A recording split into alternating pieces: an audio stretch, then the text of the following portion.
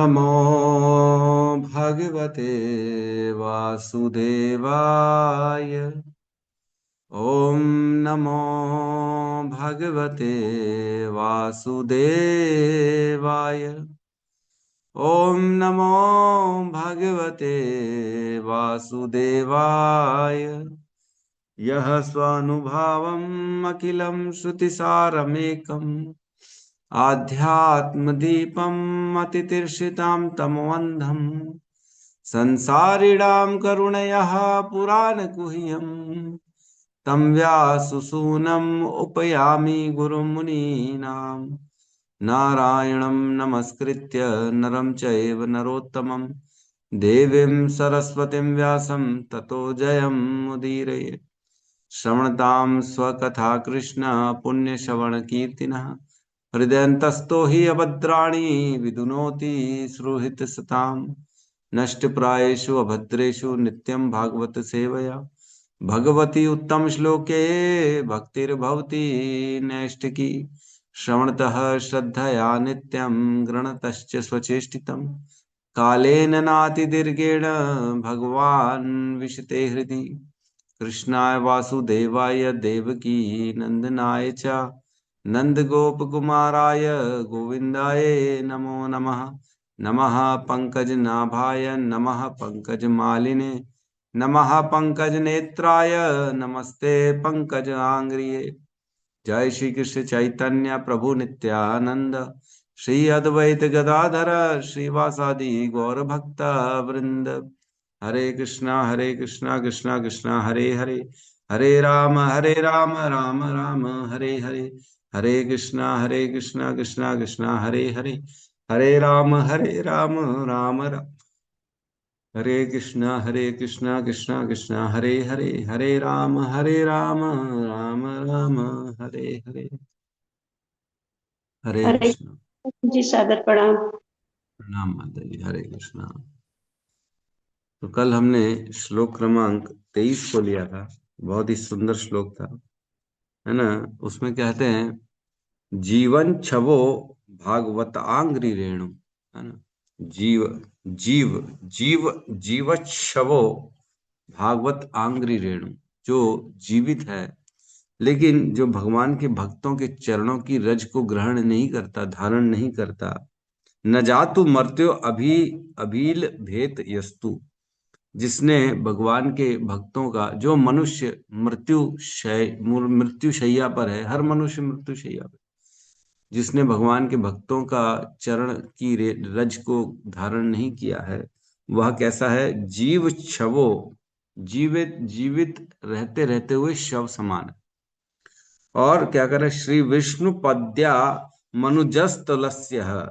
जो भगवान के चरणों की जो तुलसी होती है, श्री विष्णु पद्या, विष्णु के चरणों में जो तुलसी, है ना। मनुज मनुज मनुजस तुलसिया, मनुष्य जो वह तुलसी को श्वसन छवो यस्तु न वेद गंधम, न वेद गंधम, उस तुलसी के गंध को नहीं जानता, अनुभव नहीं किया, जिसने कभी भी उसको ग्रहण ध्यान नहीं दिया, सूंघा नहीं है, ऐसा व्यक्ति क्या है?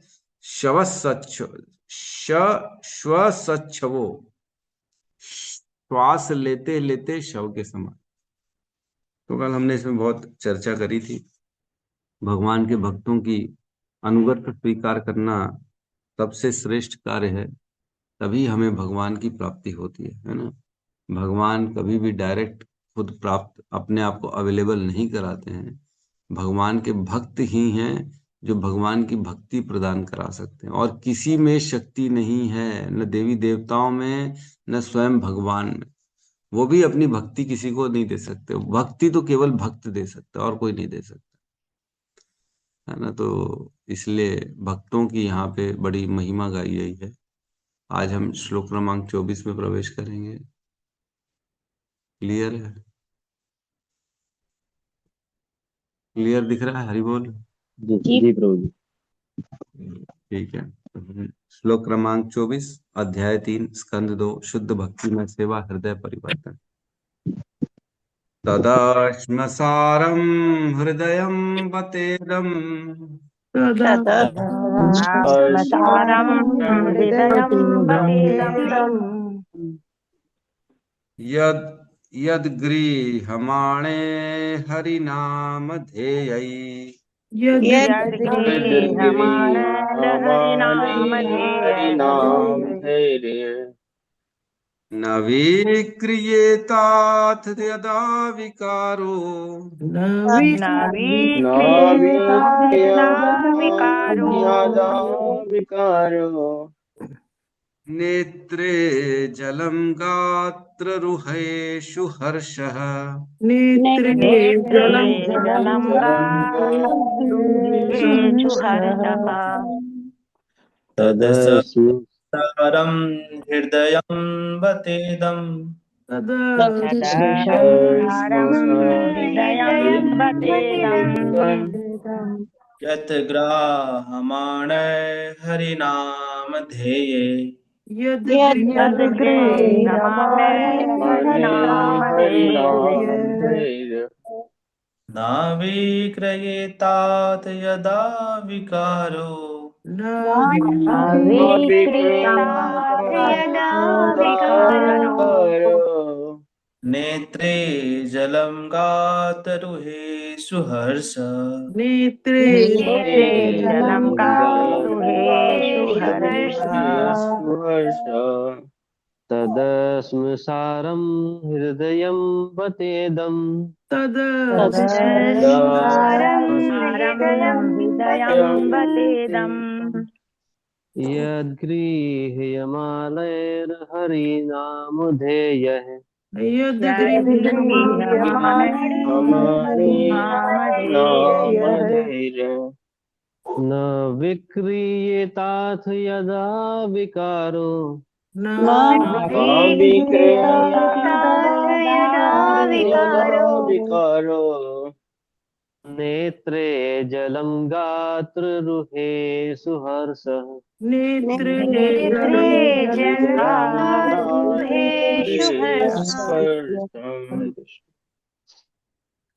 तदशंसारं हृदयं बतेदम् तदसंसारं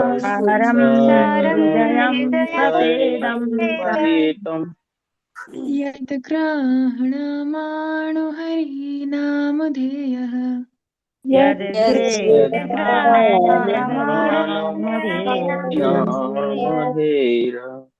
न विक्रेताथ यदा विकारो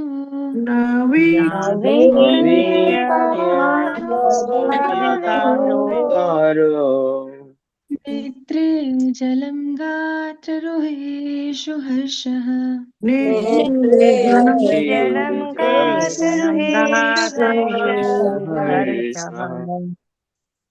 तदश्मशारं हृदयं बतेदम्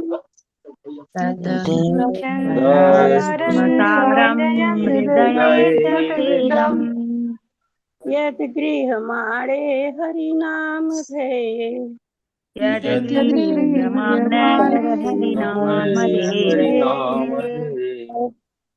न विक्रियेतात् यदा विकारो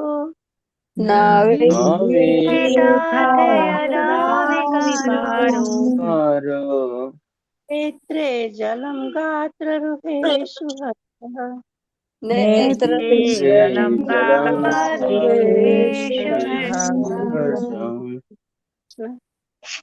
तदाश्मकारं हृदयं बतेदम् तदस्मसारं हृदयं बतेदम् यद्गृह्यमाणै हरिनामधेयै यद्गृह्यमाणे हरिनामधेये न विक्रियेताथ यदा विकारो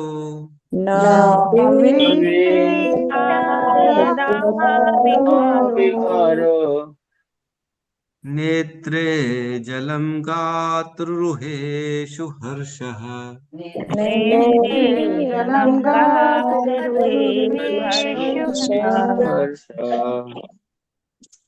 अनुवाद। जो हृदय श्री भगवान के पवित्र नाम का एकाग्र होकर कीर्तन करने पर भी प्रेमाश्रुओं तथा रोमांच से परिवर्तित नहीं होता, वह निश्चय ही फौलाद का बना है। इसमें अलग लिखा है, निश्चय ही वह हृदय फौलाद का बना है जो एकाग्र होकर भगवान के पवित्र नाम का उच्चारण करने पर भी नहीं बदलता। जब हर्ष होता है तो आंखों से आंसू नहीं भर आते और शरीर के रोम रोम खड़े नहीं हो जाते। ओम अज्ञानतिमिरन्धस्य ज्ञानाञ्जनशलाकया चक्षुरुन्मीलितं येन तस्मै श्रीगुरुवे नमः। श्रीचैतन्य मनोभीष्टं स्थापितं येन भूतले स्वयं रूपः कदा मह्यं ददाति स्वपदान्तिकम्।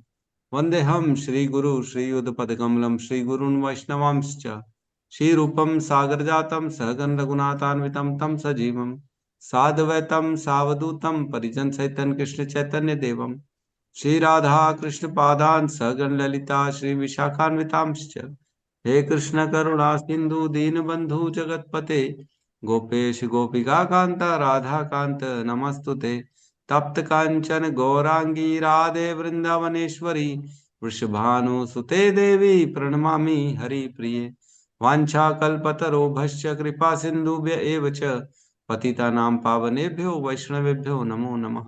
नमो विष्णुपादाय कृष्णपृष्ठाय भूतले श्रीमते भक्तिवेदांत स्वामीति नामिने नमस्ते सारस्वते देवे गौरवाणी प्रचारिणे निर्विशेष शून्यवादी पाश्चात्य देश तारिणे जय श्री कृष्ण चैतन्य प्रभु नित्यानंद श्री अद्वैत गदाधर श्रीवासादि गौर भक्त वृंद हरे कृष्णा कृष्णा कृष्णा हरे हरे हरे राम राम राम हरे। तो एक एक करके हमने चर्चा करी, हमने नहीं, शौनक आदि ऋषि ने चर्चा करी कि किस प्रकार एक एक अंग व्यर्थ है जो भगवान का भजन नहीं कर। तो एक एक करके डिस्कशन हुआ, है ना। उन्होंने बताया किस प्रकार जो पैर हैं, है ना, जो पैर भगवान के मंदिर का मार्जन नहीं करते तो वो पेड़ के तने के समान, जो आंखें भगवान का भगवान का दर्शन नहीं करती वो मोर पंख की आंखों के समान, जो मस्तक भगवान के सामने नहीं झुकता वो सबसे बड़ा भार है ना, भले उसमें वो रेशम के कपड़े से क्यों ना पगड़ी पहनी, चाहे जो हाथ में कंगन हो और उसमें सोने के कंगन क्यों ना हो, लेकिन जो भगवान के सामने जो है हाथ जुड़ते नहीं, भगवान का कार्य नहीं करते हैं, वह मृत शरीर के हाथ के समान। हमने पढ़ा ऐसे, है ना। और क्या क्या, जो कान भगवान के बारे में नहीं सुनते हैं वो सांपों के बिल के समान है, और जो जीवा भगवान का वर्णन नहीं करती है वो मेंढक के समान, है ना। और क्या पढ़ा था पिछले श्लोक में, जो भगवान के बारे में, जो भगवान के भक्तों को जो है उनके चरणों की रेणु को स्वीकार नहीं करते वो जीते जी शव के समान है, और जो सांस लेते हुए भी शव के समान है जो भगवान की तुलसी को नहीं सूंघ पाता। तो इस प्रकार बेसिकली जो भगवान की भक्ति के विमुख है उसका जीवन पूरा व्यर्थ है। एक एक करके उनके पूरे जीवन की बात हुई, उनके पूरे शरीर की, उनके अंगों की बात हुई। अब इस श्लोक में मन की बात हो रही। ऐसे आदमी का शरीर तो कोई काम का है ही नहीं, बुद्धि, सर, पैर, हाथ कुछ काम का नहीं है, उसकी वाणी काम की नहीं है, उसकी आंखें काम की नहीं, उसके कान काम के नहीं है, उसका सर काम का नहीं, उसके पैर काम के नहीं, उसके हाथ काम के नहीं है। अब उसका मन भी काम का नहीं। मन का वर्णन, हृदय की बात चल रही है। हृदय कितना इंपॉर्टेंट होता है व्यक्ति के लिए, है कि नहीं। लड़का पहले ही बोलता है सबसे पहले, मैंने तुझे अपना दिल दे दिया। दिल कौन देता है? दिल दे दिया। दिल एक्चुअल में हार्ट जो होता है, ये ऐसा माना जाता है कि सबसे इम्पोर्टेंट है हमारे हृदय, है ना। क्यों हृदय इम्पोर्टेंट है? क्योंकि हृदय में परमात्मा रहता है। आत्मा और परमात्मा दोनों का निवास स्थान हृदय है। इसलिए हम हमेशा ऐसा राइट लेफ्ट साइड में अपना मैं हम यहाँ पे छूते हैं ना, मैं यहाँ पे रहता हूँ, मेरे हृदय में मैं रहता हूँ, क्योंकि आत्मा वही रहती है, परमात्मा भी वही रहते हैं, हम जानते हैं, है ना। प्रादेश मात्रम एक वित्ते के बराबर है भगवान, जो चतुर्भुजी है, है ना। 4 हाथों वाले परमात्मा स्वरूप भगवान हमारे हृदय में है, 8 इंची के लगभग आत्मा के बाजू में। और आत्मा कितनी है? बाल अग्र के शतभागस्य शतदा कल्पितश्च, है ना। बाल अग्र भागस्य शतदा कल्पितश्च, ये बाल के अग्रभाग के 10,000वें हिस्से के बराबर है आत्मा। और परमात्मा कितने हैं? 8 इंच के बराबर। कितना बड़ा फर्क है कि नहीं? एक तो दिखने में भी जो है हम देख भी नहीं सकते, लेकिन 8 इंच एक वित्ते के बराबर उनको देख सकते परमात्मा। परमात्मा की साइज बड़ी है, लेकिन आत्मा बहुत ही सूक्ष्म, ना के बराबर दिखने वाली। दोनों वहीं रहते, हृदय देशे अर्जुन तिष्ठति। तो यहां कह रहे हैं तदश्म सारम हृदयम बतेदम। बहुत हृदय, तद अश्म सारम। अश्म मीन्स कठोर, भयंकर, पत्थर के समान, लोहे के समान कठोर। तद वह, अश्म मीन्स कठोर है, वह बहुत कठोर है, पत्थर के समान, बहुत स्ट्रांग है, फौलाद का है। फौलाद बोलते ना, जैसे इंद्र का जो अस्त्र है, जिसको क्या कहते हैं हम, व्रज नहीं, क्या बोलते हैं, वज्र। वज्र, वज्र जो है ना, वज्र समान। तो वज्र मीन्स लोहे का, फौलाद का। वो लोहे से भी बेसिकली और स्ट्रेंथ और ज्यादा, ऐसा सबसे स्ट्रांगेस्ट जो मेटल है, वो सब्सटेंस जो भी है, सबसे ज्यादा स्ट्रांगेस्ट।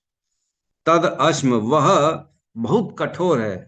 कौन है? तद अश्म सारम, फौलाद का बना है। हृदयम बतेदम, वह हृदय फौलाद का बना है, कठोर है, भयंकर कठोर है। बतेदम, निश्चित ही, एकदम 100% निश्चित ही, वह हृदय फौलाद का, कठोर कठोर का है, भयंकर कठोर है वह हृदय। कौन सा हृदय? यद गृह माणे हरेर नाम थेयम, जिसने जिसने जिसने मतलब गृह माणे हरे नाम ध्येयम, जिसने हरि नाम का एकाग्र चित्त मन से जिसने उच्चारण किया है, ध्यान किया, मन की एकाग्रता से उच्चारण किया जाने पर भी, हरि नाम का जो पवित्र नाम है उसका, हरि नाम का मन से अच्छे से, बहुत ही ढंग से जिसने उच्चारण किया है, एकाग्र चित्त होकर, ऐसा व्यक्ति, ऐसा व्यक्ति का हृदय कठोर नहीं है। ऐसे व्यक्ति की और कुछ बता रहे हैं उसके बारे में। न विक्रियेताद, ऐसा करने पर भी जिसका हृदय जो है नहीं बदलता। नहीं बदलता मतलब क्यों नहीं बदलता? क्या करता है उसका हृदय? उसका हृदय क्या कहता है? यदा विकारो, उसमें फिर भी विकार रहता है। जब ऐसा कर ले और उसके अंदर फिर भी विकार ही रहे, कौन सा विकार रहे? नेत्रे जलम गात्र रुहेशु हर्ष, ऐसा करने पर भी जिसके नेत्रों से जल ना निकले, और उसके गात्र रुहेशु हर्ष, और हर्षित, रोम रोम हर्षित उसको महसूस ना हो, ऐसा करने पर भी ऐसे व्यक्ति का हृदय कठोर है, फौलाद के समान बना। ये बता रहे हैं। कितना सुंदर सुंदर श्लोक का वर्णन आता है, नहीं? श्लोकों को समझो तो कितना आनंद आता है, नहीं? क्या बोल रहे शौनक आदि ऋषि, बाप रे बाप। जो भगवान के नाम को एकाग्र चित्त से सुन रहा है, उनके कथा कीर्तन श्रवण कर रहा है, और उनके नाम जप में लगा हुआ है, उनकी नाम गुण रूप लीला स्मरण कर रहा है अच्छे से, एकाग्र चित्त से, और उसके बाद भी उसके हृदय से, उसके नेत्रों से अगर जल की धारा ना निकले, और उसका शरीर रोमांच से ना भर जाए, तो ऐसे व्यक्ति का हृदय फौलाद का बना है, पत्थर का बना है, कठोर है बेसिकली। तो इसका अर्थ ये हुआ, जो भगवान का एकाग्र चित्त से नाम ले रहा है उसका हृदय निर्मल हो जाता है ना। एक अर्थ तो ये भी होगा, क्योंकि ले रहा है तो निर्मल होगा ही होगा, तभी ऐसा कह रहा है कि निर्मल नहीं हो रहा है तो वो कठोर है। मतलब हरिनाम का ये गुण है कि व्यक्ति के हृदय को पिघला देता है। हरिनाम, भगवान की कथाएं भावुक बना देती है। कल ही एक छोटी सी कथा भोंदू की मैंने बताई थी, है ना, तो सभी भावुक हो गए थे कि नहीं, है ना। हृदय एकदम पिघल जाता है, अरे भगवान कितना आदान प्रदान कर रहे हैं। वो आंखों से आंसू आ जाते कई बार तो, काश मैं क्यों नहीं था भोंदू की जगह, मेरे भी भगवान पीठ पे चढ़ जाते मैं भी उनको लेके जाता गुरुदेव के पास। तो भगवान जो कि ब्रह्मांड नायक है, सोचो पूरे ब्रह्मांड के नायक, उनको क्या जरूरत है मेरे पास आने की, हमारी कोई गिनती नहीं है, एक्चुअल में गिनती नहीं। रेत का ट्रक देखा है, पूरा रेत का ट्रक भरा हुआ जो रहता है, उसमें से एक कण है हम, क्या एक कण की क्या औकात पूरे रेत के ट्रक भर में, हम वो एक कण है, फिर भी भगवान ऐसे अपने भक्तों के पराधीन हो जाते, हृदय तो द्रवित होगा ही होगा। लेकिन जो भगवान का नाम ले रहा है और उसका हृदय अगर निर्मल नहीं हो रहा है, तो उसका हृदय कठोर है बहुत ज्यादा।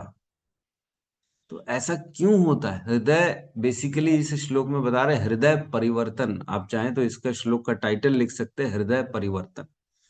नाम हमारा हृदय परिवर्तन कर देता है, और अगर हृदय परिवर्तन नहीं हो रहा है, मतलब नाम जप में गलतियां चल रही हैं, अपराध चल रहा है, इसलिए हृदय परिवर्तन हो ही नहीं रहा है ना। हृदय परिवर्तन का मूल कारण अपराध।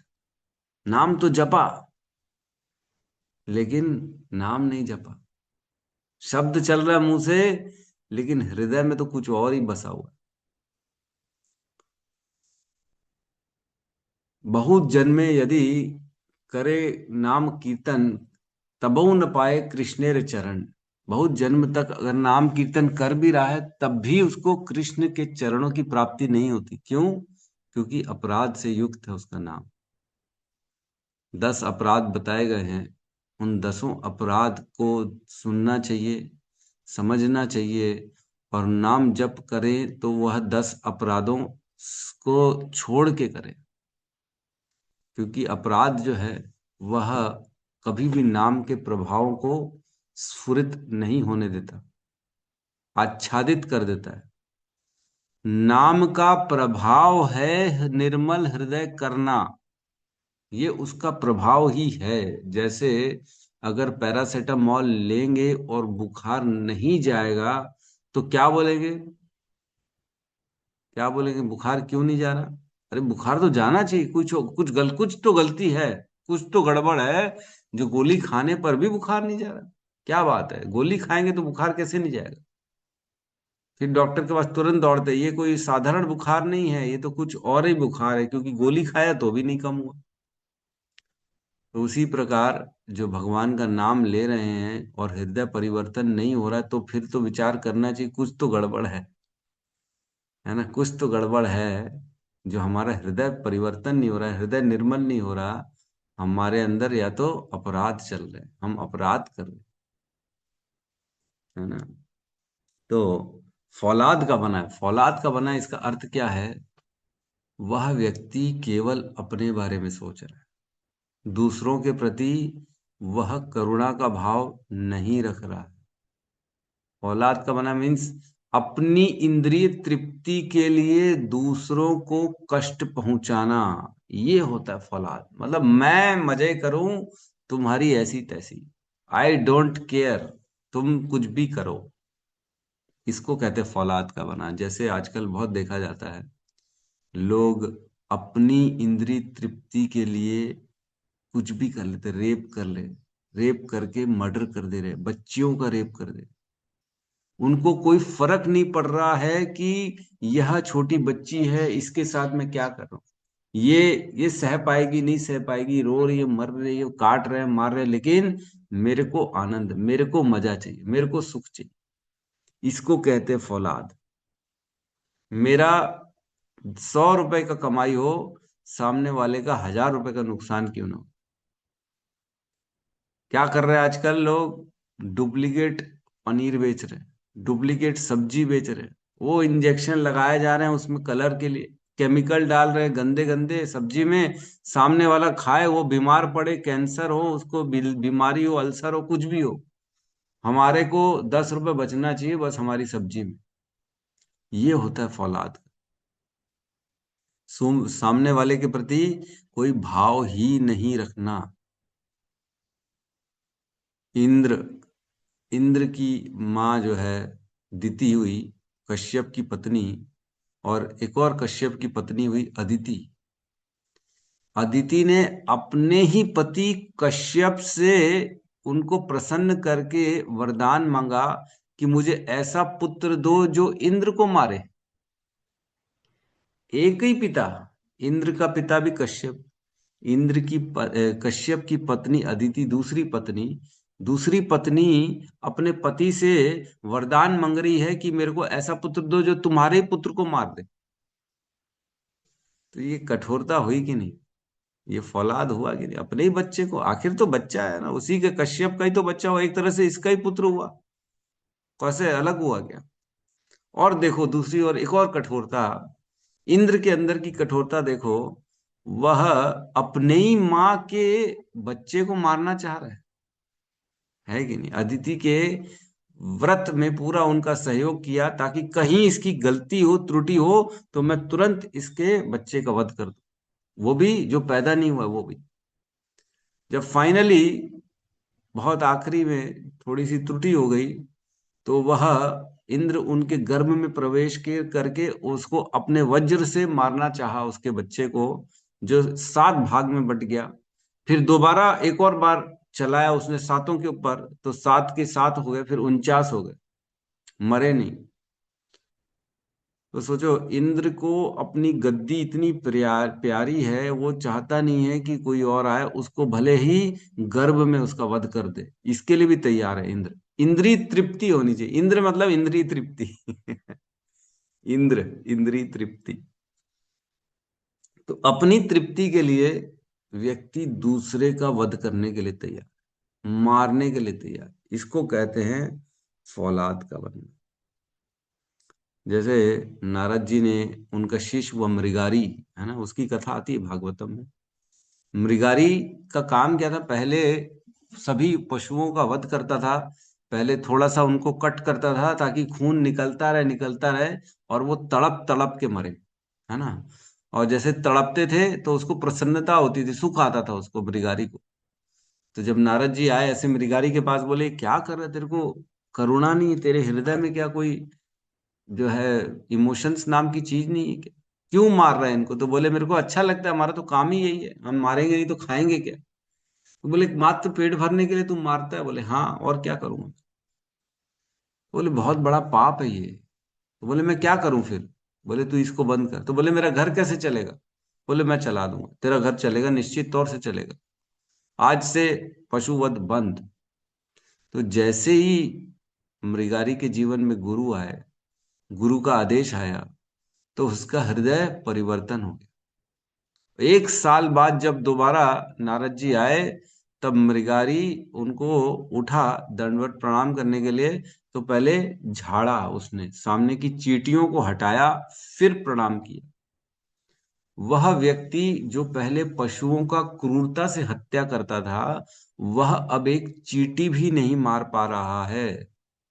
इसको कहते हैं हृदय परिवर्तन। तो जिसका हरि नाम लेने के बाद भी हृदय परिवर्तन नहीं हो रहा है, वह बेसिकली हरि नाम अपराधों के साथ ले रहा है, अपराध चल रहे उसके जीवन में, या कहीं ना कहीं कोई त्रुटि है। नाम तो ले ही, पर नाम न ले, नाम ही नहीं चल रहा है। प्रभुपाद कहते थे प्रभुपाद कहते थे कि जो भी जो भी 16 माला करेगा और 4 नियमों को फॉलो करेगा दृढ़ता से, तो यह कृष्ण भावना भवित आंदोलन स्वतः फैलेगा, ऑटोमेटिकली फैलेगा। क्योंकि जो निष्ठा से 16 माला करेगा, 4 नियमों का फॉलो करेगा, तो ये नाम का प्रभाव ही है, उसका चित्त शुद्ध कर देगा, और चित्त शुद्ध होगा तो वह भगवान की सेवा में अपने आप को लगाएगा, और जब सेवा में लगाएगा तो प्रचार होगा। लेकिन अगर कहीं प्रचार नहीं हो रहा है, तो इसका मतलब ये है कि 16 माला और 4 नियमों में कहीं ना कहीं कोई कॉम्प्रोमाइज चल रहा है। 4 की जगह 3 ही नियम चल रहे हैं, 3.5 नियम फॉलो कर रहे हैं। एक व्यक्ति आया प्रभुपाद के पास, प्रभुपाद मैं आपका शिष्य बनना चाहता हूं, लेकिन क्या मैं 3 नियम फॉलो करूं, चलेगा? तो प्रभुपाद बोले नो, नो कॉम्प्रोमाइज। बोले 4 रूल्स मीन्स 4 रूल्स। वो एक्चुअल में स्त्री संगी था, वो चाहता था बाकी तो मैं तीनों कर लूंगा, लेकिन एक ऑप्शन चले रहना चाहिए, स्त्री का मेरे पास जो है ऑप्शन खुला रहना चाहिए। तो बोले प्रभुपाद आप जो बोलोगे सब करूंगा, लेकिन एक रूल मेरे लिए छोड़ दो। तो बोले नो, नो कॉम्प्रोमाइज। 4 नियम मतलब 4 के 4, 3.5 भी नहीं, 4 के 4 पूरे। तो जो ये करेगा वहां स्वतः भगवान का प्रचार स्वतः होगा, क्योंकि उसका हृदय शुद्ध हो जाएगा ना, उसका चित्त शुद्ध हो जाएगा। वो अपने नियर एंड डियर को कैसे नहीं ज्ञान देगा? ये जब मैंने वो चीज को प्राप्त कर लिया तो मैं चाहूंगा मेरे भी परिजनों को वो प्राप्त होना। तो प्रचार स्वतः होगा। लेकिन जहां प्रचार नहीं हो रहा है वहां नियमों में कहीं कुछ ढील ढाल, लोचा चल रहा है, लोचा। लोचा बोलते ना, 16 माला नहीं चल रही है। 4 नियमों में कहीं ना कुछ ना कुछ त्रुटि चल रही है। 3 नियम कुल मिला के चल रहा है, एक नियम भंग हो रहा है। तो ये नियमों को फॉलो करना दृढ़ता से और भगवान का नाम जप करने का प्रभाव ही है कि व्यक्ति को बदल देता है पूर्ण रूप से। क्या हम सब बदले हैं कि नहीं? 5 साल पहले के हम और आज के हम में क्या परिवर्तन है? खाना पीना, विचारों पे कितना परिवर्तन आ गया, सोचने का ढंग कितना बदल गया। हृदय क्या कोमल नहीं हुआ है? हुआ है। दूसरों का दुख देख के दुखी होते कि नहीं होते? होते। पहले तो ये लगता ही नहीं था कि दूसरों का भी कोई सुख दुख होता है, हमारा ही सुख दुख सबसे ऊपर है भाई जी, और किसी का सुख दुख है ही नहीं। हम खुश तो बस संसार खुश, हम दुखी तो पूरा संसार दुखी हो जाता था, है ना? तो अपने खाने के लिए हम पहले मुर्गे काटते थे, बकरे काटते थे अपने पेट भरने के लिए, है ना? मछली तो रोज का नियम था। खास तौर से बंगाली लोग, मैं गया था अभी पखानजोर, तो बड़ी मुश्किल हुई बेचारों को बेस ढूंढने में, बेस ही नहीं दे रहे थे कोई। वो जहाँ बेस जाए, बोले इस्कॉन का प्रचार केंद्र खोलना है, तो ओ बोले अरे जी हमारा तो मछली बंद हो जाएगा, हम तुमको कमरा नहीं देगा, तुम आएगा हमारा मछली बंद कर देगा, हम नहीं देगा। बेचारों की मछली में आसक्ति फंसी हुई है। तो व्यक्ति अपनी इंद्रियों के ऊपर जो है काबू कर ही नहीं पा रहा है, उसको केवल खाना है, मैं खाऊं मैं खाऊं मैं भोगूं और कुछ नहीं कर। तो हमें क्या करना है? हमें भगवान की प्रसन्नता के लिए कार्य करना है, ना कि अपनी प्रसन्नता के लिए।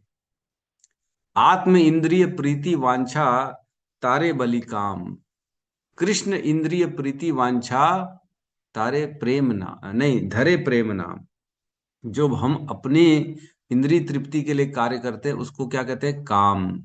कामनाएं, काम क्रोध लोभ। काम जो होता है वह मतलब हम अपनी सुख, अपनी इच्छा, अपनी इंद्रिय तृप्ति के लिए कार्य कर रहे हैं। लेकिन जो कृष्ण की प्रसन्नता के लिए कार्य करते हैं उसे कहते हैं प्रेम। तो हमें प्रेम करना है, ना कि काम में फंसना है। अपने लिए नहीं काम करना है, हमें कृष्ण के लिए काम करना है। तो धीरे धीरे हम सभी हृदय परिवर्तन हो जाता है, हो जाता है। हृदय परिवर्तन होने से व्यक्ति के आंखों से आंसू निकलते हैं, है ना? पूरा शरीर रोमांचित होता है कि नहीं होता है? कभी कभी तो होता ही होगा, हमेशा नहीं होता। तो कभी कभी कथा सुन के, कभी भगवान की कोई स्टोरी सुन लिए, देख लिए कोई वीडियो, भगवान के विग्रह के सामने प्रार्थना करते करते, कभी किसी जीव की कटते हुए देखते हुए, है ना, रोना आ जाता है कई बार ना। लेकिन मैंने देखा दारू पी के भी लोग रोते हैं। भावुक हो जाते दारू पी के। रोने लगते, तू मेरा भाई है, तू मेरे साथ ऐसे किया, तू ये है तू। तो इसको हृदय परिवर्तन नहीं कहते हैं। तो ये भी बोल सकते हैं प्रभु हम भी तो करते हैं, दारू पी के बड़े इमोशनल हो जाते हैं, बड़ा सेंटिमेंटल बातें करते हैं, रोते हैं नशे में। तो दैट इज नॉट हृदय परिवर्तन। जब पूर्ण चेतना में व्यक्ति का हृदय निर्मल होता है उसे कहते हैं हृदय निर्मल, ना कि अर्ध चेतना में। दारू पीने के बाद चेतना ही चली जाती है, तो क्या करेगा वो, है ना। तो हम जानते हैं कि जो वर्णाश्रम का उद्देश्य है ना, उद्देश्य क्या है। अतः पुंबी द्विज श्रेष्ठ वर्ण आश्रम विभागशः स्वनिष्ठितस्य धर्मस्य संसिद्धिम हरितोषणम। वर्णाश्रम विभाग बनाया ही इसलिए है जिससे भगवान हरि की तुष्टि हो सके, भगवान हरि प्रसन्न हो, ऐसे कार्य करने चाहिए हमारे को वर्णाश्रम धर्म निभाते निभाते। किसी को अधर्म विकर्म ना करें। 3 प्रकार के कर्म है, एक सकर्म, एक विकर्म और एक अकर्म, है ना। भगवत गीता में 4थे अध्याय में आता है ना। बुद्ध कर्मणो ही अभी बुद्धव्य च विकर्मणा अकर्णम से बुद्धव्यम गहना कर्मणो गति। बहुत गहरी है कर्मों की गति, इसलिए व्यक्ति को पता करना चाहिए क्या विकर्म है, क्या अकर्म है और क्या सकर्म है। ये पता करना चाहिए गुरु के माध्यम से। तो जैसे जैसे भगवान के प्रति हमारा हृदय परिवर्तन होगा, भगवान के नाम जप से हृदय परिवर्तन होगा, ऑटोमेटिकली इमोशनल हो जाता है व्यक्ति, रोना चालू कर देता है, छोटी छोटी बातों में उसका हृदय द्रवित हो जाता है, दूसरों का दुख देख के, तकलीफ देख के, है ना, भगवान के प्रति चिंतन करके, भक्तों की सेवा करके प्रसन्नता मिलती है उसको। तो इस प्रकार हृदय परिवर्तन हो जाता है। इसमें और कहते हैं तात्पर्य में श्रील प्रभुपाद, ऐसी अपेक्षा की जाती है कि नियमित भक्ति में सेवा करने से हृदय में परिवर्तन अवश्य दिखना चाहिए। ऐसी अपेक्षा की जाती है कि नियमित भक्ति में सेवा करने से, नियमित, रेगुलरली, रोज, न कि नियमित मीन्स प्रभु नियम है हमारा, महीने में 1 दिन हम कथा सुनते हैं, ये कोई नियम नहीं है, ये नियमित नहीं कह रहा है ना। भगवान भगवत गीता में कहते हैं सततम कीर्तयन्तो माम, सततम, ऑलवेज, यतन्तश्च दृढ़ता, नमस्यस्तन माम भक्त्या नित्युक्त उपासते, 9:14। उसमें कहते हैं सतत मीन्स ऑलवेज, सततम कीर्तयन्तो माम, मेरी कीर्ति का गान करते रहना चाहिए, उनका नाम जप करें, उनका स्मरण करें, सततम, ऑलवेज, यतन्तश्च दृढ़व्रता, यार हम यतन करें, दृढ़ कुछ कुछ व्रत ले अपने जीवन में कि मैं ये करूंगा भगवान की प्रसन्नता के लिए, रोज सुबह 4 बजे उठूंगा, रोज 4:30 बजे उठूंगा, भगवान का नाम जप करूंगा, रोज मैं कथा सुनूंगा, भागवतम अटेंड करूंगा। इस तरह का व्रत ले, यतन्तश्च दृढ़व्रता, और दृढ़ता से उस व्रत का पालन करे। नमस्यस्तंत माम भक्त्या, मुझे नमस्कार करे वो और किसी को नहीं, हमेशा। नमस्तस्य माम भक्त्या नित्य युक्त उपासते, और नित्य, ऑलवेज ऐसी ऐसी उपासनाएं करे वो मेरे प्रति, मेरी भक्ति करे, मेरा अर्चन करे, मेरा गुणगान करे, ऐसी ऐसी वह चीजों को करे जिससे मेरी प्रसन्नता बढ़े। तो भगवान की प्रसन्नता के लिए हमें कार्य करना है और नियमित ढंग से करना है, रेगुलरली करना, तभी हृदय परिवर्तन होगा। जिसका हृदय परिवर्तन नहीं हो रहा मीन्स उसकी साधना में चूक चल रही है। हम देखते हैं बहुत से लोग दिखेंगे आपको, इस्कॉन में भी ना बहुत लोग दिखेंगे जिनका हृदय परिवर्तन नहीं हो रहा है, यद्यपि वो सालों सालों से भरे हुए। तो क्या प्रॉब्लम है, उनके अंदर अपराध चल रहे हैं, चूक चल रही है। जो श्रील प्रभुपाद ने साधना का लेवल बताया उसमें कहीं ना कहीं उनकी त्रुटि चल रही है। 4 नियमों को फॉलो नहीं कर रहे हैं, 3 नियम को फॉलो कर रहे हैं, 16 माला की जगह 10 माला चल रही है। मैंने देखा ऐसे बहुत से लोग हैं 16 माला नहीं करते, 2 12, आज तो प्रभु 12 हुई, 4 के लिए हमने जो है ना राधा रानी से क्षमा मांग ली। अरे राधा रानी से क्षमा मांग ली, प्रभुपाद बोले रोज चैंटिंग 16, मतलब the first instruction of spiritual master is to chant 16 rounds. ये फर्स्ट इंस्ट्रक्शन है, पहला इंस्ट्रक्शन है, और उसी में ही उसका भक्त बोल रहा है, शिष्य बोल रहा है मैंने राधा रानी से माफी मांग ली 4 माला के लिए, आज नहीं हो पा रही। अरे भैया, ये राधा रानी कैसे माफ करेगी जब गुरु का आदेश है, गुरु ने बोला है, पहला उनका आदेश है कि 16 माला करनी है, मतलब करनी है। हम कितने लाइट लेते नहीं 16 माला को, 16 माला नहीं कर पा रहे जीवन में। 16 माला मीन्स 2 से 2.5 घंटे, केवल 2 से ढाई घंटे हम अपने जीवन के रोज के 24 घंटों में से नहीं दे पा रहे भगवान के लिए, तो क्या हम जी रहे हैं बताओ। जिसने इतना सुन लिया और सुनने के बाद भी 16 माला नहीं करी, तो उसका जीवन के बारे में क्या बोले हम। उसके उसके गुरु के प्रति शरणागति की लेवल क्या होगा बताओ। 2 घंटे 2.5 घंटे देने में हमको प्रॉब्लम होती है। क्या जीवन में भगवत प्राप्ति नहीं चाहिए? क्या जो भगवान ने कमी की है कि हवा देने में, पानी देने में, भगवान ने कौन सी चीज की कमी दी है? सूर्य की रोशनी कम आ रही क्या? नहीं आ रही, पूरी आ रही, पूरी भरपूर लेते हैं हम तो। विटामिन डी की कमी हो जाए तो कपड़े खोल खोल के बाहर बढ़ जाते हैं, भैया विटामिन डी, सूर्य की रोशनी चाहिए हमारे को। तो कमी कमी कहीं नहीं है भगवान की तरफ से हमारे को, लेकिन 2-2.5 घंटे देने में भी कमी हो जाती है। क्या सोचते हैं, अरे मेरे तो ये काम बिजी है, मेरे पास वो काम बिजी है, मेरा घर जरूरी है, मेरा परिवार जरूरी है, मेरा पैसा जरूरी है, मेरा व्यापार जरूरी है, मेरा जॉब जरूरी है, मेरा लोगों के पास जाना जरूरी है, मेरा शादी अटेंड करना जरूरी है, और 16 माला ये इतना जरूरी नहीं है। स्पिरिचुअल मास्टर बोल रहा है मेरा पहला इंस्ट्रक्शन है, पहला आदेश है कि 16 माला। पहला आदेश ही अगर हम गुरु का नहीं मानेंगे तो बाकी आदेशों को मान के क्या फायदा? कोई फायदा है? व्यर्थ है। फिर तो शरणागति है ही नहीं ना, फिर तो बोलने भर के लिए गुरु हमारे, है ना। शीला प्रभुपाद जो है संस्थापक आचार्य की जय करते, फिर जय क्यों करे जब हम उनके बात को ही नहीं माने तो। अगर हमको अपना उद्धार करना है, वाकई में गुरु से प्रेम है, वाकई में कृष्ण की सेवा करने की इच्छा है, तो हम सबसे पहले 16 माला करेंगे। 16 माला करेंगे। मेरे से तो 16 ही माला होती, 17 भी नहीं हो पाती। 16वीं माला बड़ी मुश्किल से खींच खींच के करता हूं। अरे गुरुदेव का आदेश है 16 माला करना है, मतलब करना है। कई बार लेट हो जाती तो रातों को जग के 10-10 11-11 बजे उठो, माला करो भाई, 2 माला बची है। इस ग्रेस रोणी नंदन प्रभु के घर गए थे हम लोग, जब उनके घर में महाराज आए थे। उस दिन मेरे को याद है मेरी 4 माला बची थी। इनके घर से आया हूं मैं 11 बजे, उसके बाद 4 माला करी है। 11:30 11:45 बजे मैं सोया। अब मैंने कहा, मैं मन ही नहीं कर रहा था, क्या करें, लेकिन फिर भी करना तो करना है। जो नियम है उसको, नियम को तो लेना ही पड़ेगा। भगवान नियमों को देखते हैं कि क्या हम वाकई में सिंसियरली नियम पालन कर रहे हैं। एक्चुअल में हम ना, हमारे में ये क्षमता नहीं है कि हम कृष्ण को प्रसन्न कर सके, या कृष्ण को, हमें क्या करना है, हमें अपनी साधना से कृष्ण की प्राप्ति नहीं हो सकती। हमें केवल अपनी साधना से प्रयास ऐसा करना है कि उन प्रयासों से कृष्ण प्रसन्न हो जाए। देखो कितना प्रयास कर रहा है। जब कृष्ण प्रसन्न हो जाएंगे तब स्वतः कृष्ण अपने आप को हमको दे देंगे, लेकिन हम कृष्ण की प्राप्ति कर लें ऐसा हमारे में योग्यता नहीं है।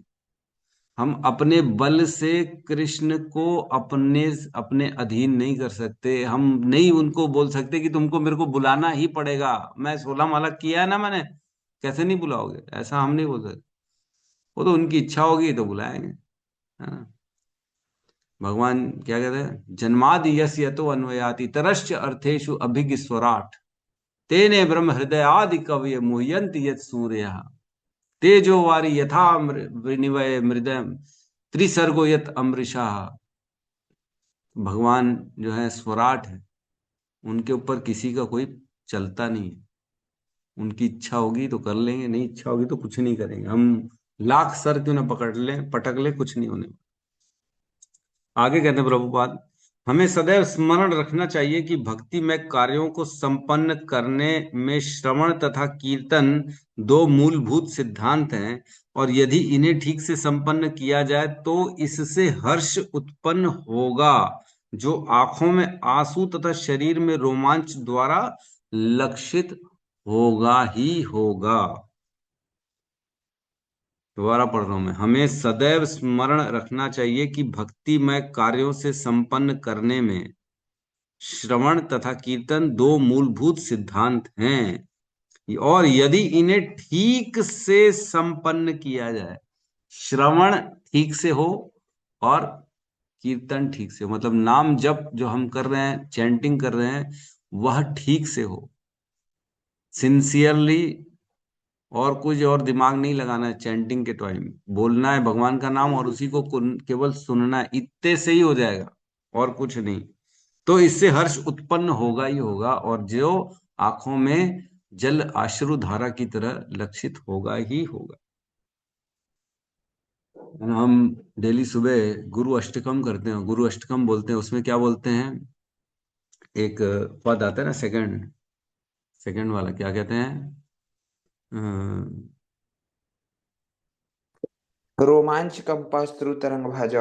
हाँ, महाप्रभो कीर्तन नित्य गीत, वादित रमाध्यान मनसो रसेन, रोमांच कंपाश्रुत तरंग भाजो, वंदे गुरु श्री चरणारविंद। ऐसे गुरु के मैं चरणों की वंदना करता हूँ जो भगवान के कीर्तन में, महाप्रभो श्री कीर्तन नृत्य, जो महाप्रभु ने हमें कीर्तन और नृत्य गीत, गीत गाने का, चैंटिंग का, भगवान के नाम जप का जो हमको बताया है, उसको करने से क्या होगा? महाप्रभो श्री कीर्तन नित्य गीता, वादित रमा ध्यान मनसो रसेन। वो जो वादियों, जो हम जो गायन के वाद्य होते हैं, यंत्र, उनके द्वारा हम जो कीर्तन करते भगवान का, ऐसे कीर्तन से क्या होगा? रोमांच कंपा शुद्ध तरंग भाजे, हमारा रोमांचित होता है पूरा शरीर और आंखों से अश्रु बहने लगते। रोमांच कंपा श्रु, अश्रु, अश्रुओं की तरंग बहना चालू हो जाती, पूरा का पूरा शरीर रोमांचित हो जाता है। ऐसा भगवान का कीर्तन है जो हृदय से करता है। ऐसे गुरु को मैं प्रणाम करता हूँ। और क्या कह रहे हैं? यदि श्री भगवान के पवित्र नाम के निरंतर श्रवण तथा कीर्तन से भी कोई प्रतिक्रिया नहीं होती, तो यह समझना चाहिए कि यह केवल अपराध के कारण। अगर नहीं आ रहा है भाव, तो अपराध चल रहे हैं। देख लेना आजू बाजू कोई वैष्णव नाराज चल रहा है हमारे से, सबको प्रणाम करो, अपने आप को ईगो में मत लो, अरे जी मैं तो श्रेष्ठ, मैं तो बड़ा, अरे ये छोटा वो छोटा। मैंने कल भी बताया था, भगवान कहते मैं भक्तों के भक्तों का, वो मेरे भक्त है, जो मेरे भक्त है वो मेरे भक्त नहीं, लेकिन जो भक्तों के भक्त है वो मेरे भक्त। तो हमें डायरेक्ट भगवान के पास नहीं जाना, हमारे को भगवान के भक्तों के पास जाना। वह अगर स्वीकार कर लेंगे, कांचीपुरम, कांचीपुरम की एक कथा आती है, जो है ना, वरदराज के जो सेवा करते थे कांचीपुरम में, क्या नाम था उनका, मैं भूल रहा हूँ। बहुत सुंदर कथा आती है, वो भगवान से डायरेक्ट बात करते थे, डायरेक्ट। जो श्रीरंगम में भगवान है, उनसे वरदराज श्रीरंगम से बात करते थे। कांचीपुर, मेरे ख्याल से कांचीपुरम उनका नाम ही था। कांचीपुरम उनके बहुत खास शिष्य थे और डायरेक्ट फेस टू फेस भगवान से बात करते थे। और पूरे गांव वाले उन कांचीपुरम को, वाह क्या भक्त हैं, क्या भक्त हैं, उनकी सेवा करते थे, उनको सब सामान देते थे, और सबको जो प्रश्न होता था वो कांचीपुरम भगवान से अकेले में रात में बात करते थे, फिर अगले दिन बता देते पूरे गांव को, लो ये बोला भगवान ने, ये बोला वो बोला। तो एक बार गांव के कुछ लोगों ने, कांचीपुरम, यस, तो एक बार गांव के सभी लोगों ने कांचीपुरम से पूछा कि पूछ के बताओ ना, हमारा ये जीवन सफल है, हम क्या भगवत धाम इसी जीवन में चले जाएंगे? तो कांचीपुरम ने पूछा, ठीक है आज ही पूछ लेंगे भगवान से, उसमें क्या, वो तो डायरेक्ट फेस टू फेस बात करते थे। तो उन्होंने भगवान से पूछा, हे वरदराज, वरदराज मीन्स जो वरदान देने वाले राज हैं, वो राज मीन्स वरद राज, जो वरदान देने में सबसे श्रेष्ठ है, राजा है वरदान देने के, वरद राज। तो उनसे पूछा कि हे भगवान, ये सब सेवक पूछ रहे हैं कि क्या उनका ये जीवन सफल है, ये इसी जीवन में भगवत धाम जाएंगे कि नहीं जाएंगे? तो बोले हाँ, इसमें कोई शक है ही नहीं, वो तुम्हारी सेवा करते हैं, तुम्हारी सेवा करते हैं, और निश्चित तौर से वो मेरे भगवत धाम आएंगे, उनका जीवन सफल है, बता दो सबको। तो अगले दिन बता दिया कांचीपुर ने सबको, हाँ हाँ तुम सब सफल हो, तुम्हारा जीवन, और तुम अगले जीवन, इसी जीवन में भगवत धाम को जाओगे। फिर अगले दिन कांचीपुर ने एक संशय उत्पन्न हुआ, बोले पूछूं कि नहीं पूछूं, पूछूं कि नहीं पूछूं। तो भगवान से जब बात कर रहे थे रात में, तो भगवान ने बोला, कांचीपुर तुम्हारे हृदय में कुछ डाउट है, क्या लग रहा है, क्या पूछना है, पूछो। तो बोले भगवान, एक प्रश्न था क्या मैं भी इसी जीवन में आपको प्राप्त करूंगा, भगवत धाम जाऊंगा? बोले नहीं नहीं नहीं, तुम्हारा कोई चांस नहीं है, तुम्हारा तो कोई चांस ही नहीं है। तो वो कांचीपुरण बोले क्यों, मैं तो आपके साथ बात करता हूँ, मैं आपकी इतनी सेवा करता हूँ, मैं डायरेक्ट आपकी सेवा कर रहा हूँ। तो बोले नहीं नहीं नहीं नहीं, जो मेरे डायरेक्ट सेवा करता है उसको मैं अपना भक्त नहीं मानता हूँ, जो मेरे भक्तों के भक्त है वो मेरे भक्त है, एक्चुअल में तुम मेरे भक्त नहीं हो। अरे, तो कांचीपुरण गुस्सा हो गया, बोले ये क्या तरीका, मैं इतने सालों से तुम्हारी सेवा कर रहा हूँ, इसका क्या अर्थ है? बोले नहीं नहीं, ये तो रूल्स है, रूल्स इज रूल्स। मैं अपने भक्तों को, डायरेक्ट मेरी सेवा करता है वो मेरा भक्त नहीं है। तो कांचीपूर्ण गुस्सा हो जाते हैं, वो वहीं फेंकते अपना, उनका भगवान का जो चावल होता है जिससे वो भगवान की सेवा करते वहीं फेंकते, बोले मैं जा रहा हूँ, मेरे को तुम्हारी सेवा करने की कोई जरूरत नहीं, मैं ढूंढ रहा हूँ दूसरे भक्त के, जाके भक्त की सेवा करूंगा, तभी लगता है तुम मेरी को भगवत धाम लेके जाओगे। तो कांचीपूर्ण ने छोड़ दिया वहां पे भगवान की सेवा, श्री रंगम से चले गए दूर। वो दूसरे एक बड़े श्रेष्ठ भक्त थे, उनके घर चले गए, कपड़ा वपड़ा बदल के, दाढ़ी वाड़ी बढ़ा के, बोले इनकी मैं सेवा करूंगा। तो उनकी पत्नी थी और वो स्वयं तो थे नहीं घर में, तो पत्नी को बोले हे माई, मुझे कुछ सेवा दे दे। तो पत्नियों को तो चाहिए रहता है कोई नौकर मिल जाए बढ़िया फ्री फंड में। तो उन्होंने बोला कि हम तो पैसा नहीं देंगे। बोले कोई पैसा नहीं चाहिए, हमको खाली सेवा करना है। अरे वो खुश हो गई, बोले अरे वाह, पैसा भी नहीं चाहिए, फ्री में सेवा कर रहे हैं। रख लिया उन्होंने। उनकी पत्नी ने उनको गौशाला में दे दिया स्थान, बोले जाओ वहीं पे रहो, गायों को बढ़िया नहलाओ धुलाओ, दूध वूध निकालो उनका और उनको तंदुरुस्त करो, गौशाला तुम्हारे हवाले। बोले बहुत खुशी हुई मेरे को तुम्हारी सेवा करके। वो कांचीपुर्ण जो इतने सीनियर थे, इतने पूरे उस क्षेत्र के सबसे बड़े जो है भगवान के खास जो है भक्त थे, वो कपड़ा बदल के, वेश बदल के, किसी ने पहचाने नहीं, उनको सेवा करने लग गए उनके गायों की। वहीं अस्तबल में रहते थे कांचीपुर्ण, और वहां सेवा करते थे, गायों की बढ़िया सेवा करते थे। और वो बढ़िया माता जी प्रसन्न रहने लगी कि वाह क्या सेवक मिल गया, क्या सेवा देता है, खाली खाना खाता है दो टाइम का और सेवा करता है जोरदार। तो 6 महीने बाद उनके पति आए, जब वो प्रचार के लिए जाते रहते हैं, तो पति आए, पति को बताया उसने, देखो ऐसा नौकर आया बढ़िया फ्री फंड में, खाना बस खाता है 2 टाइम और जोरदार सेवा करता है। बोले देख के आता हूँ कौन है। तो जब देखने जाता है तो वो भी सीनियर डिवोटी था। वो तो पहचान गया, अरे ये तो कांचीपूर्ण है। अरे तुरंत उनके पैर पे गिर गया, अरे कांचीपूर्ण जी, गलती हो गई, मेरी पत्नी जानती नहीं आपको, आपसे सेवा ले ली, ऐसा मत करो, ऐसा मत करो, ओ माफी मांगने लगे। कांचीपुर बोले अरे नहीं नहीं, मेरे को सेवा करने दो, करने दो। अरे नहीं नहीं नहीं नहीं नहीं नहीं, ऐसा हो ही नहीं सकता। वो लेके, वो उन्होंने खुद ले जाके वापस से वरदराज जी के पास लेके गए, बोले अरे भगवान के डायरेक्ट सेवक को हमारे घर में भेज दिया आपने।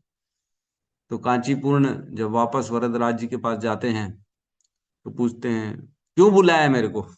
आखिर जो होता है भगवान के कारण होता है ना, भगवान के पास वापस उसने पकड़ के लाया। तो भगवान के पास गए तो बोले क्यों बुलाया वापस, मेरे को पकड़ के बुला लिया अपने पास। बोले अब तुम जो है मेरे भक्त की सेवा कर लिए हो, तो अब तुम्हारा जीवन सफल है, अब तुम इसी जीवन में मेरे धाम में, अब तुम यहीं रुक जाओ। तो फिर कांचीपूर्ण भगवान की डायरेक्ट सेवा करने लगते हैं।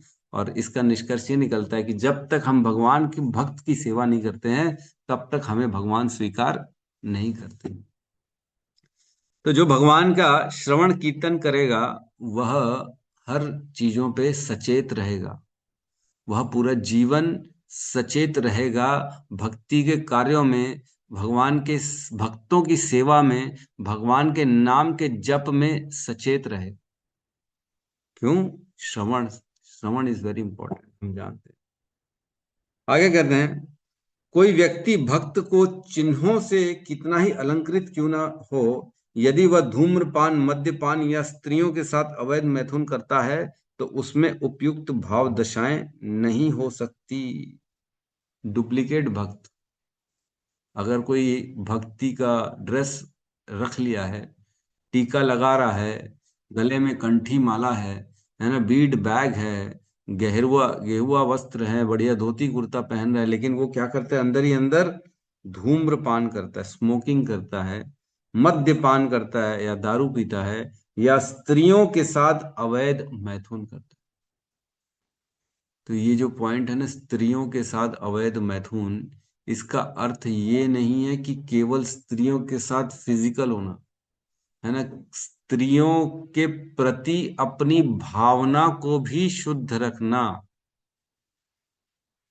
हृदय से हम क्या किसी भी स्त्री को देख के क्या कोई गंदा विचार तो नहीं है, या स्त्रियों को भी, किसी प्रभु को तो प्रभु प्रभु बोल रहा है लेकिन अंदर ही अंदर कुछ और चल रहा है ना, और प्रभु जी किसी को माता जी बोल रहे हैं और अंदर ही अंदर विचार कुछ और ही चल रहा है।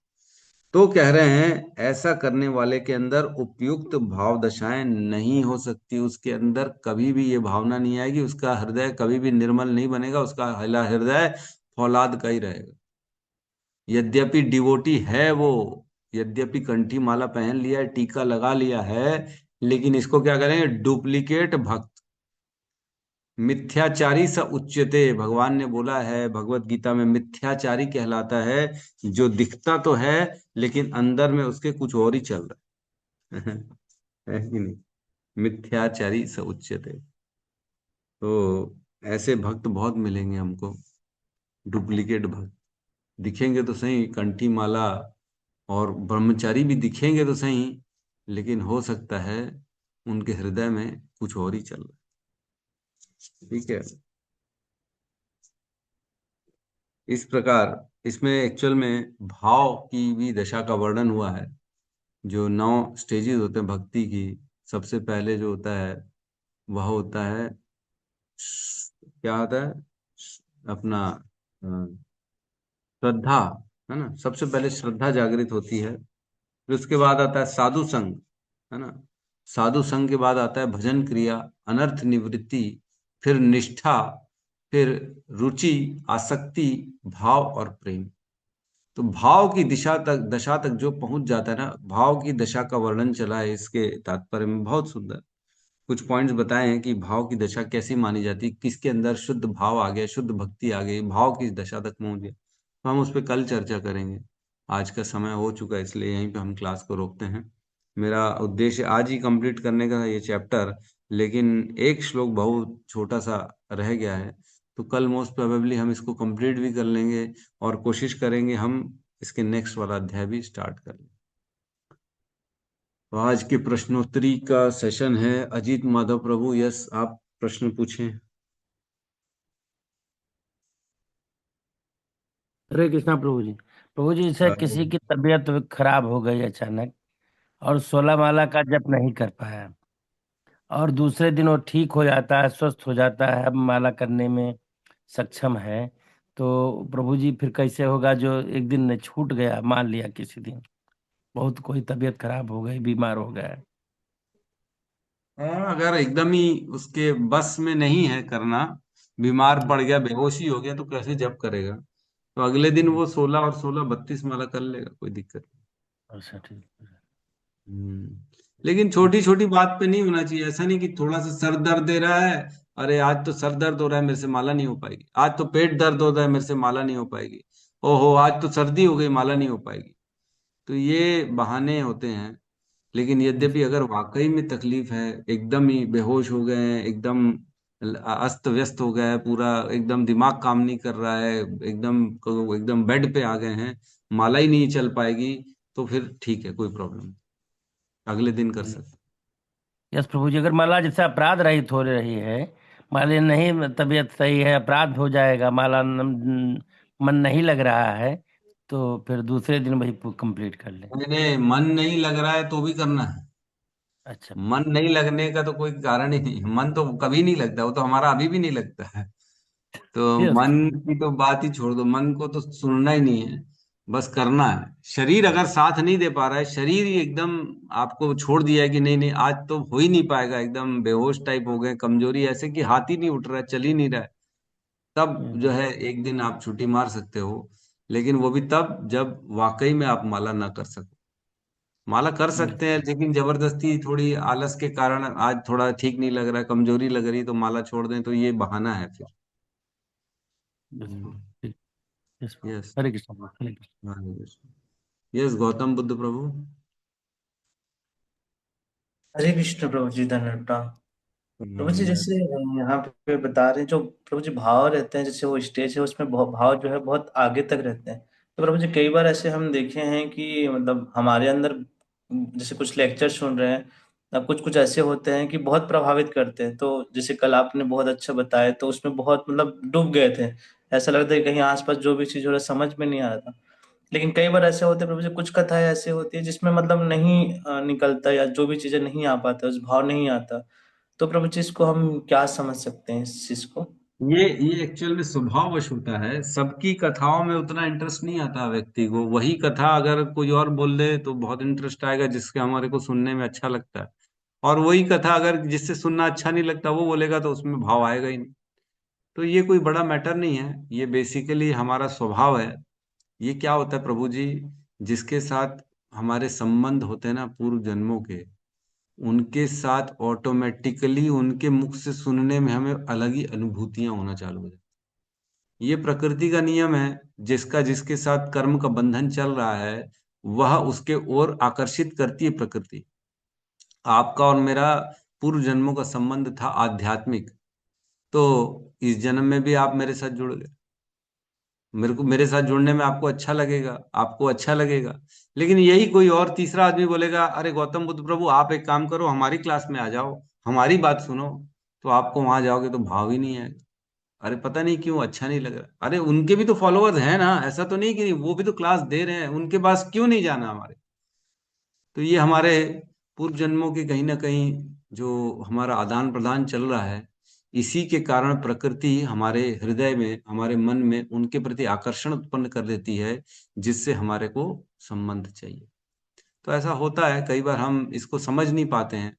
या तो कई बार ऐसा होता है जो शुद्ध भक्त होते हैं उनके मुख की वाणी सबको आकर्षित करती है, क्योंकि ये नाम का प्रभाव ही है। जिसके अंदर भक्ति होगी वह दूसरों को भक्ति देगा। जिसके अंदर हृदय में कपट होगा वह दूसरों को कपट देगा। तो कपट वाले के पास कितने दिन जुड़ेंगे जब उसको रस ही नहीं मिलेगा। जब हमको भक्ति चाहिए, रस चाहिए, और जो देने वाला है उसके पास है ही नहीं, तो कितने दिन तक आप सूखे सूखे में रहोगे। सूखे सूखे में ज्यादा दिन तो रह नहीं सकते ना। हमको रस तो चाहिए ही चाहिए, तो फिर रस के प्रति लोग आकर्षित होंगे ही होंगे, निश्चित है। ये नाम का प्रभाव है। तो कहीं ना कहीं पूर्व जन्मों के संबंध भी हैं, कहीं ना कहीं हमारा स्वभाव भी होता है कि हमें रस चाहिए, तो जहाँ रस है वहां आकर्षण मिलेगा, जहाँ सूखा सूखा है वहां आकर्षण नहीं मिलेगा। ये दो तीन कारण हैं। हाँ प्रभु जी, एक प्रश्न और था। प्रभु जी, जैसे श्रवण का यहाँ बताया कि श्रवण और कीर्तन, तो प्रभु जी ऐसे हम जब श्रवण करते हैं तो हमारा माइंडसेट क्या होना चाहिए प्रभु जी, कि किस भाव से सुने, ताकि वो जो मतलब फौलाद रूपी हृदय वो थोड़ा नर्म हो। क्योंकि श्रवण करते हैं तो ध्यान दें कि हाँ ये चीज हमको ध्यान देना चाहिए श्रवण करने के लिए जब करते हैं। हम्म। तो श्रवण कैसे करना चाहिए, हमने एक श्लोक में पढ़ा था, है ना। श्रवण एकाग्रचित होके करना चाहिए, है ना। श्लोक क्रमांक 1.18.10, है ना। भगवान के विनीत भाव से श्रवण करना चाहिए, एकाग्र चित्त से श्रवण करना चाहिए, ताकि वह कथाएं हमारे हृदय में असर करें। 1.18.10, जो मनुष्य जीवन में पूर्ण सिद्धि प्राप्त करने के इच्छुक हैं उन्हें अद्भुत कर्म करने वाले भगवान की दिव्य कार्यकलापों तथा गुणों से संबंधित सभी कथाएं अत्यंत विनीत भाव से श्रवण करनी चाहिए। कौन सा भाव होना चाहिए? विनीत भाव से एकाग्र चित्त होकर श्रवण करना चाहिए, और सभी कथाएं श्रवण करनी चाहिए। ऐसा नहीं कि चुन रहे हैं बैठ के, ये कथा अच्छी है प्रभु जी की, नहीं ना, वो कथा बहुत बढ़िया नहीं, ठीक है। किसी किसी में भाव ज्यादा आता है, किसी किसी में कम आता है, लेकिन चीजें तो जरूरी है ना, है ना। जैसे प्लेट में थोड़ी सी आचार भी जरूरी है, थोड़ी सी मिर्ची भी जरूरी है ना। तो उसी प्रकार कथाओं में विभिन्नता होनी चाहिए, सभी कथाएं जरूरी है। ऐसा नहीं बोल सकते कि नहीं नहीं मिर्ची तो मेरे को चाहिए ही नहीं, बिना मिर्ची के खाना खाता। थोड़ी तो मिर्ची हर कोई डालता ही है ताकि टेस्ट बने। तो विनीत भाव से हमें हमेशा सरेंडर की भावना रखनी चाहिए, और कभी भी ये भावना नहीं रखनी चाहिए कि ओहो इसमें तो जो है अतिशोक्ति है। अतिशोक्ति मीन्स ज्यादा बढ़ा चढ़ा के बताया जा रहा है, ऐसा लग रहा है। तो ये भाव नहीं रखना चाहिए। जो सुन रहे हैं शास्त्रों पे हमेशा हमें श्रद्धा रखनी चाहिए, विश्वास रखना चाहिए। जो बोला जा रहा है सच बोला जा रहा है, और सच के अलावा कुछ भी नहीं बोला जा रहा है, ये भाव रखना चाहिए। तो ऐसे भाव कर सुनने से अत्यंत अति शीघ्र हमारे अंदर ये परिवर्तन आएगा, हृदय परिवर्तन अति शीघ्र। ये महसूस कर पाएंगे हम, खुद ही महसूस हो जाएगा। ये बोलने की जरूरत नहीं, खुद आप अपने अंदर फिल्टर लगा के देख सकते हो। मैं कब कब भावुक हुआ, कब कब मेरे हृदय में रोना आ गया, कब कब मेरे आंखों से आंसू आ गए भगवान का नाम कीर्तन करके, भगवान के विग्रह के सामने या भगवान के भक्तों के साथ सुन के कथाओं में जब श्रवण करते हैं तब आंख से आंसू आते कि नहीं आते। ये बहुत आसान तरीका है, आप अपना चेक कर सकते हो, कोई बड़ा मैटर नहीं, मतलब सही रास्ते में हो। हरे कृष्ण। यस सत्यम प्रभु। हरे कृष्ण प्रभु जी। प्रणाम प्रभु जी, प्रभु। ये जैसे कई बार हम ऐड देखते थे ना टीवी में कि ये सीमेंट या सरिया का कि जो है, मतलब ये फौलाद से बना है, ये तो मतलब आज पता चला मेरे को कि वो फौलाद अलग चीज है और ये फौलाद अलग चीज है। ये कैसे समझ सकते हैं इसको प्रभु जी? Yes yes.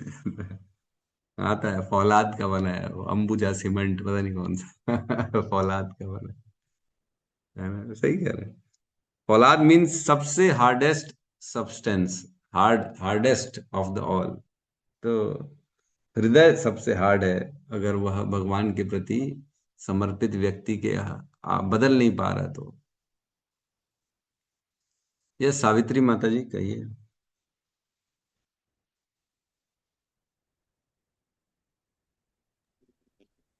हरे कृष्णा प्रभु जी, आवाज आ रही है? आ रही है माता जी। प्रभु जी दंडवत प्रणाम। प्रभु जी, अभी हम अपनी ही बात कर रहे हैं, हम किसी का उदाहरण नहीं दे रहे। जैसे हम मजबूर हैं, हमें कोई ले नहीं जा सकता, कुछ कर नहीं सकता, तो हमारे पास गुरु नहीं है और हम सब कुछ कर रहे हैं, तो ऐसे हालत में हमारा क्या होएगा, ये बताइए। गुरु कैसे नहीं आपके पास? नहीं है आप गुरु जी अभी। प्रभु जी, अभी वही तो बोल रही हूँ। अभी एक हमारे गुरु जी हैं जो, मतलब हमने गुरु नहीं किया है, वो बोलते हैं शिक्षा गुरु दीक्षा गुरु से भी बराबर रहते हैं, पार कर सकते हैं। तो आप हमारे गुरु बन सकते हो। देखिए ऐसा है गुरु बनाना और गुरु नहीं बनाना ये सेकेंडरी मैटर है। ये हृदय के भाव हैं जिससे प्राप्त हो रही है शिक्षा, वो निश्चित गुरु है। आज ऐसा नहीं है कि एक ही गुरु है, कई गुरु हो जाते हैं जीवन में, बहुतों पर से हमने जिससे शिक्षा हृदय परिवर्तन होता, जिंदगी परिवर्तन होता, वही तो ज्यादा मेन है ना प्रभु जी। ली। तो आप ऐसे में मुझे बताइए मैं क्या करूं। मुझे तो आपका सुन के तो बहुत मेरी कुछ। बात सुनिए, मेरी बात सुनिए। सबसे पहले जिस दिन से यह ज्ञान मिलना चालू हुआ उसी दिन से हमारे गुरु कौन हो गए? श्रील प्रभुपाद। हम जी प्रभुपाद के शिष्य हैं। इसको आप हृदय में एकदम एकदम गाड़ लो, अंदर डाल लो कि मैं श्रील प्रभुपाद की शिष्या हूं, मतलब हूं, क्योंकि मैं उन्हीं का तो ज्ञान पढ़ रही हूँ, उन्हीं के तो बताए हुए मार्गदर्शन में चल रही हूँ। उन्होंने ही तो बोला 16 माला करना, 4 नियमों को फॉलो करना, 2 घंटा रीडिंग हेयरिंग करनी है। तो मैं अपने गुरु की तो मार्गदर्शन में चल रही हूँ। तो गुरु कौन हो गए हमारे? शिला प्रभुपाद, निश्चित तौर से। अब जो भी उसकी शिक्षा दे रहा है वो भी हमारे शिक्षा गुरु हो गए। वो कोई बात नहीं, जिन्होंने बताया, जिन्होंने समझाया, उनका अगर हम स्थान अपने ऊपर नहीं रखेंगे, उनको गुरु के स्थान में नहीं बिठाएंगे, तो उनकी दिए हुई शिक्षाएं निकल जाएंगी, वापस बह जाएंगी, पता ही नहीं पड़ेगा। तो समर्पण तो करना ही पड़ेगा। एज डजेंट मैटर, एज की कोई व्याख्या नहीं होती कि छोटा है बड़ा है ये है वो। तो गुरु तो गुरु रहेगा, वो छोटा भी हो सकता है। हमको गुरु स्वीकार करना ही पड़ेगा। और स्वीकार क्या करना पड़ेगा? इसके लिए केवल हृदय में एक रिस्पेक्ट होती है और कुछ नहीं चाहिए। एक हृदय में गुरु का स्थान बनाना चाहिए और अपने जिनसे हमको सही शिक्षा मिल रही है उनको उस स्थान में रखना चाहिए। बस किसी को बोलने की जरूरत नहीं, किसी को बताने की जरूरत नहीं, किसी से पूछने की जरूरत नहीं, ना उनको बताने की जरूरत है। बस ये मेरे गुरु हैं, इनसे मैंने लिया है और ये मेरे प्रभुपाद मेरे गुरु हैं, ऐसे करके अपने हृदय में रखना, बस किसी को बताना नहीं। तो तो प्रभु जी, गुरु मंत्र भी तो होता है ना कुछ, मुझे तो कुछ पता नहीं है इस मामले में। है ना, प्रभुपाद का मंत्र तो हम रोज बोलते हैं। नमो अ- विष्णुपादाय कृष्ण पृष्ठाय भूतले श्रीमते जी भक्ति प्रभु जी, वो गुरु अष्टकम भी हम बोलते हैं पूजा करते टाइम। बस और क्या। गुरु मंत्र है हमारे पास, प्रभुपाद का मंत्र है।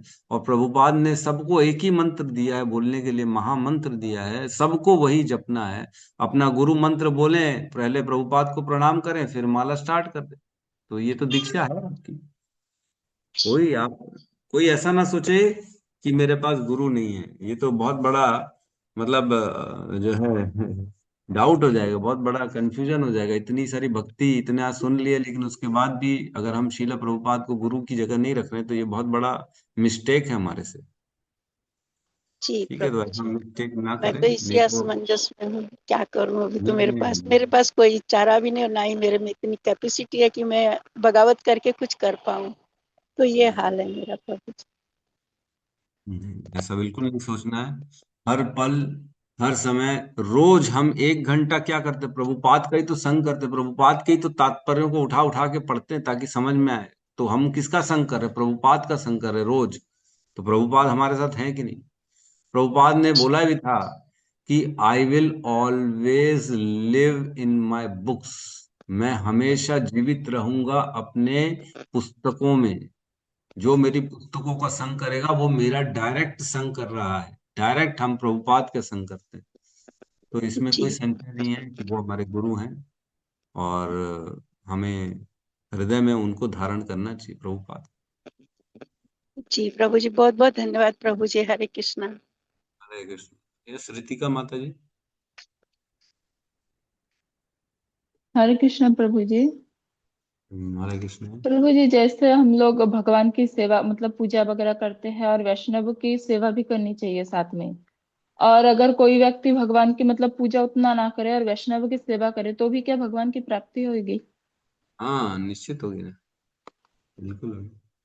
क्योंकि भगवान तो भक्तों के माध्यम से ऑटोमेटिकली अपनी भक्ति दे ही देते हैं। वैष्णव की सेवा करने से स्वतः हृदय में भक्ति उत्पन्न हो जाती है, स्वतः, ऑटोमेटिकली, जरूरत ही नहीं पड़ेगा ज्यादा दिमाग लगाने।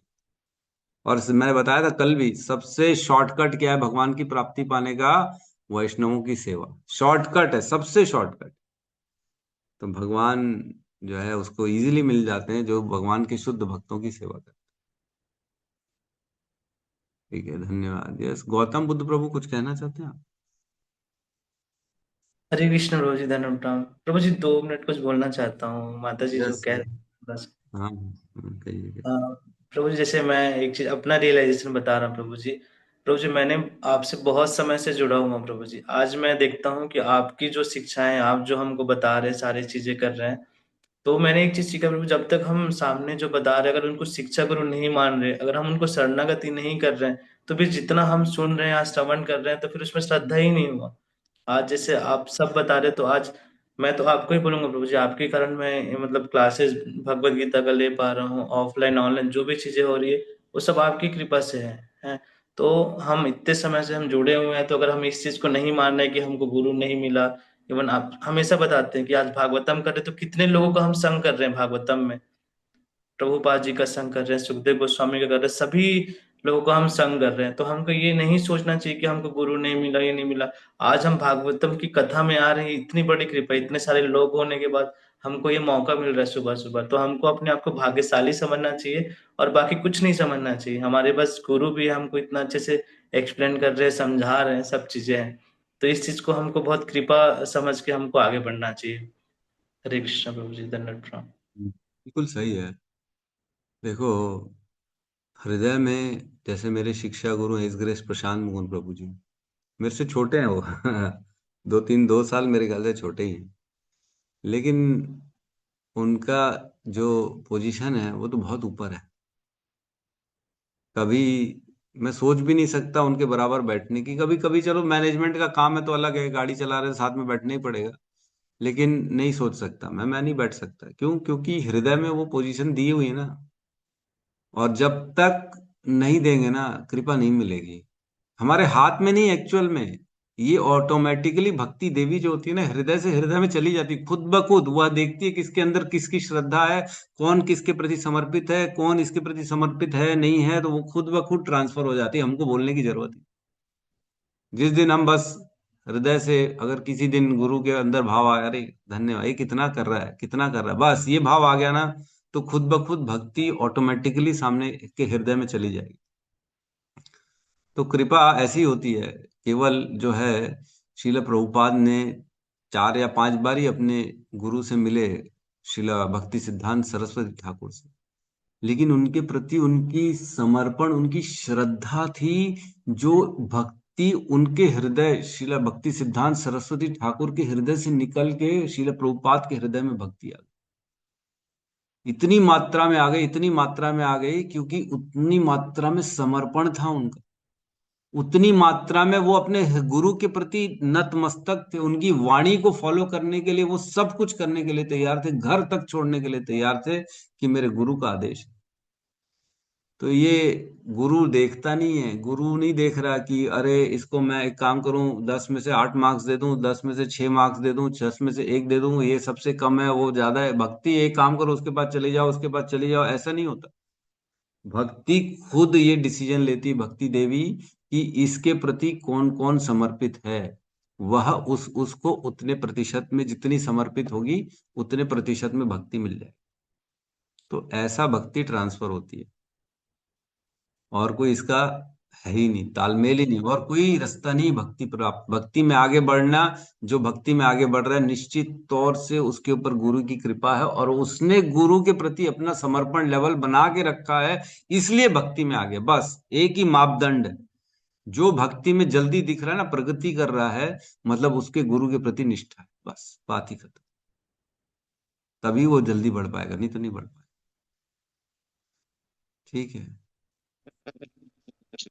प्रणाम, सॉरी बीच में बोलना चाहती। गौतम प्रभु जी, मेरे लाइफ में तो प्रभु जी एकदम 13-14 दिन बाद अचानक से हरिद्वार से बॉम्बे में आए, और इसलिए मेरा परिवर्तन उनके द्वारा हुआ। इसलिए मैं दुविधा में थी, सब लोग गुरु बनाए पर मेरा कुछ नहीं हुआ, तो मैं मन से आप गुरु बनेंगे क्या इसलिए पूछा। प्रभु जी ने मेरे को बता ही दिया सब कुछ। हरे कृष्ण। 14-15 दिन के सफर में हम लोग कभी भी मिले नहीं थे प्रभु जी के साथ में, बस चलते चलते भक्ति लास्ट माता वाले ने दिन भेज दिया, भक्ति माता ने प्रभु जी को भेज दिया मेरे लाइफ में। हरे कृष्ण। तो मैं प्रभु जी अभी यही करती हूँ, पहले क्या बोलने का, वही गुरु जी का, प्रभुपाद को याद करने का। थोड़ा सा मेरे को समझा दीजिए एक बार। मैं क्या माता जी? मतलब पहले कैसा, पहले प्रभुपाद को याद करके फिर गुरु अष्टकम बोलने का। नहीं, प्रभुपाद को प्रणाम मंत्र है ना, उसको माला करें तो पहले पहले प्रभुपाद को प्रणाम मंत्र बोले और माला स्टार्ट कर दें, है ना। तो जब भी आरती भी करें, भगवान के जो है सेवा करें, तो पहले अपने गुरु महाराज प्रभुपाद को याद करें, उनसे आशीर्वाद लें, फिर सब कार्य करें। आपका मोबाइल बहुत डिस्टर्ब करता है। हाँ प्रभु जी, मेरे को घर में रहने को ऑर्डर नहीं है, 6 बजे से 7 बजे तक हमको कपड़ा पहनना पड़ता है। बॉम्बे में खाली नाम बड़ा है, जगह भी नहीं रहता है, घर खाली करना पड़ता है, छोटा सा घर रहता है, जैसे गोडाउन में रहते हैं ना वैसा रहना पड़ता है। अभी यहाँ आ गए, बॉम्बे में आ गए हम लोग, पहले उल्लासनगर में थे तो वहाँ काफी बड़ा जगह था। ठीक है, ठीक है। तो यहाँ पे हम क्लास को क्लोज करते, सब मिलके हरे हरे कृष्ण। कृष्णा प्रभु जी, दंडवत प्रणाम, बहुत बहुत धन्यवाद प्रभु जी, आपका बहुत बहुत धन्यवाद। हरे कृष्णा हरे कृष्णा हरे कृष्णा कृष्ण कृष्ण कृष्ण कृष्ण हरे हरे, हरे हरे राम राम हरे राम राम राम राम हरे हरे राम राम राम हरे हरे। ग्रंथ राज श्रीमद भागवतम की जय, जय। समस्त भक्त वृंद की जय, जय जगत गुरु शील प्रभुपाद की जय। जय, गौर प्रेमानंद। हरि हरि बोल। प्रभु जी दंडवत हरे प्रणाम। कृष्णा प्रभु जी दंडवत प्रभु जी प्रणाम। दंडवत प्रणाम। हरे कृष्ण।